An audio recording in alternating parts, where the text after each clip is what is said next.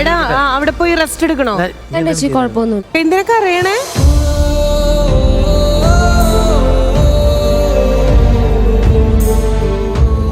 ഒന്നുമില്ല ചേച്ചി, ഞാൻ ഭയങ്കര ടെൻഷനായിരുന്നു. എനിക്ക് ഞാനിവിടെ വേണച്ചിട്ടല്ല, ഞാൻ ഈ ഷോക്ക് എന്താണോ വേണ്ടത് അതാണ് കണ്ടന്റ് കൊടുത്തോണ്ടിരിക്കണത്. അല്ലാതെ വേണച്ചിട്ട് ഞാനൊന്നും ഇവിടെ ചെയ്യുന്നില്ല. എന്നെ ഇവിടെ ആർക്കും ഇഷ്ടമല്ല. ഇവിടെ